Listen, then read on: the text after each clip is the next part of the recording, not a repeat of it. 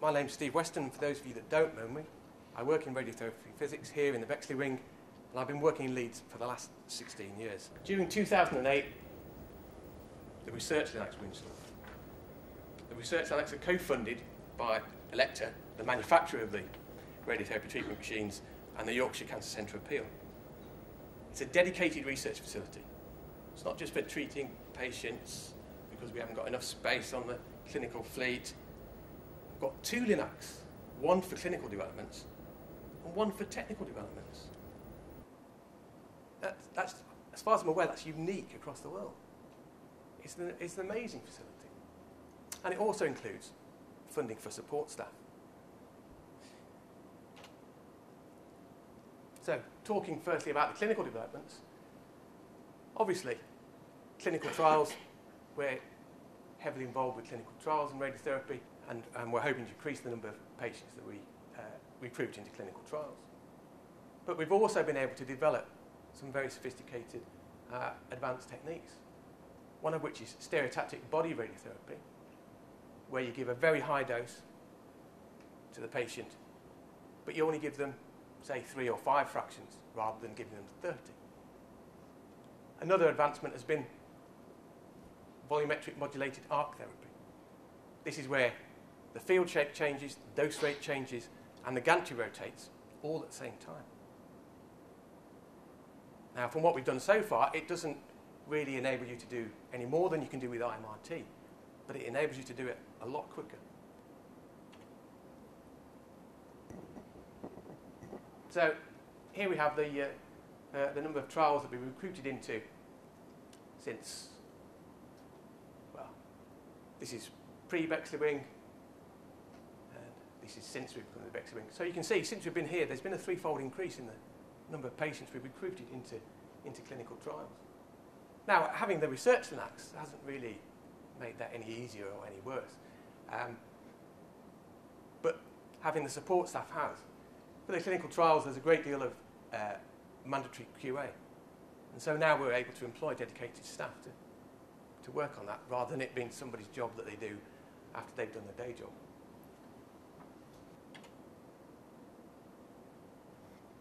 One of the techniques that we've been able to develop is stereotactic body radiotherapy, or SBRT for short. So you can see here, this is SBRT for lung. So there's a lung tumour, and it's being treated with 7 fields, and it's getting a very high dose, somewhere between 12 and 17 gray. But because we're treating with many fields, actually the surrounding parts of the patient aren't really getting too much dose. If you're treating a patient to 17 gray, you've really got to be sure that you're treating the right part of the patient. You can't really go back and say, oh, well, we'll give a bit less tomorrow. So one of the advancements that's been available to us since the Bexley Wing is we now have 4-dimensional CT. So we can really see how a tumour moves during the breathing cycle. So instead of guessing the region of the body that we need to treat, we can measure it. And what's more, we can verify it when it's on the treatment machines, because we have, on the research LINACs, we have 4D cone beam CT. Now, we weren't the first worldwide to introduce this introduce this technique. We weren't even the first in this country, but we have become one of the leading centres, and many of you have been involved in the teaching programme that we've been engaged in.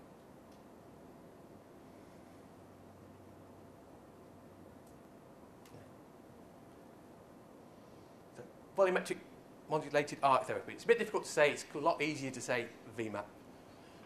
So this is state-of-the-art IMRT, which is delivered in a single gantry rotation.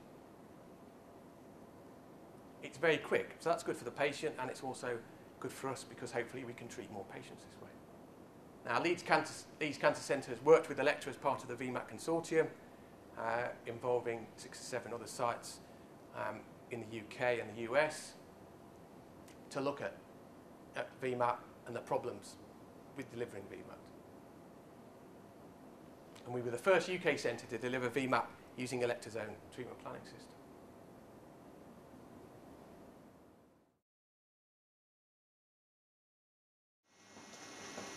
VMAT is an IMRT technique which involves rotating the gantry, changing the field shape and varying the dose rate throughout the treatment.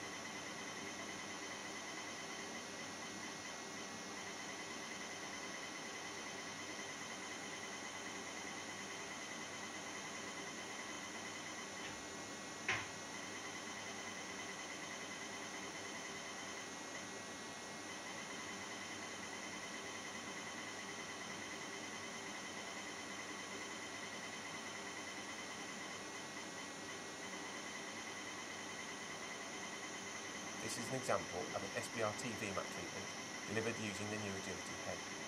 This beam delivers 11 gray to the tumour in 3 minutes.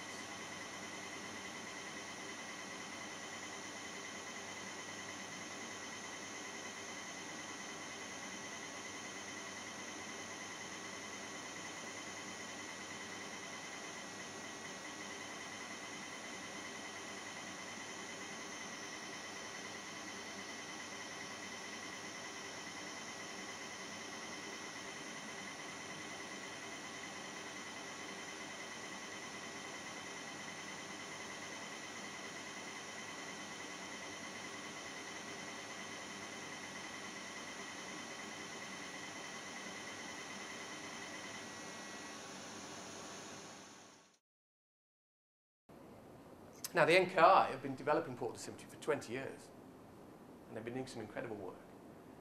They have a clinical system in use for many years, verifying 3D conformal, IMRT, and IMAT treatments. But their system is embedded in their treatment planning systems, their equipment, and their philosophy. So they've modified. They have a different system for looking at the images in the first place. They don't use Elekta's own system. They put a copper plate on top of the imaging panel.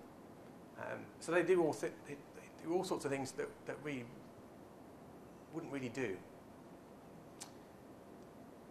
Now, Leeds Cancer Centre, but they've got a great system, and if it could be rolled out outside the NKI, it'd be a great service to the community. So Leeds Cancer Centre are working in consortium with Elekta and several other centres, including the Royal Marsden and the Christie, to try and develop a commercial solution which can be rolled out across the world. Flattening filter-free beams.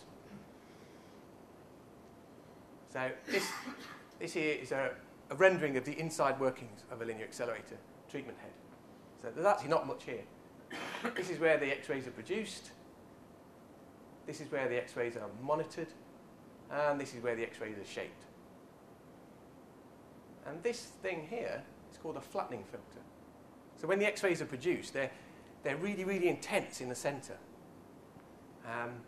And 50 years ago, when people were doing radiotherapy and they did a lot of hand planning, that's awful because it makes it, you just can't create good dose distributions within the patient that way. So the manufacturers put in a small conical aluminium filter that creates a flat beam within the patient.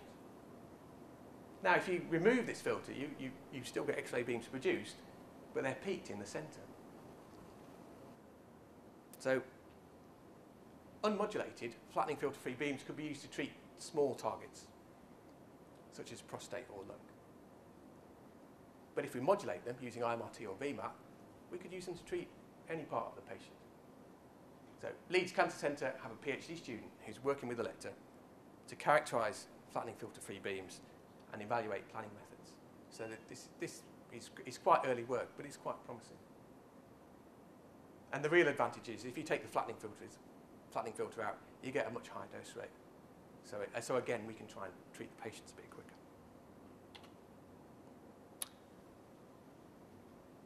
Lastly, Agility is a high-definition multi-leaf collimator that has been optimised for dynamic treatments. So it only refers to the last part of the linac, really, where the beams are shaped.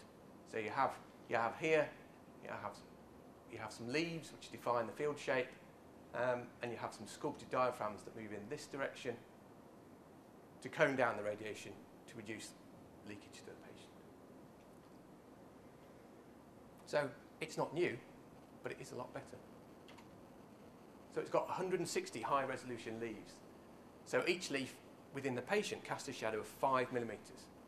So that means when we're trying to approximate the shape of the target, we can do it much more accurately.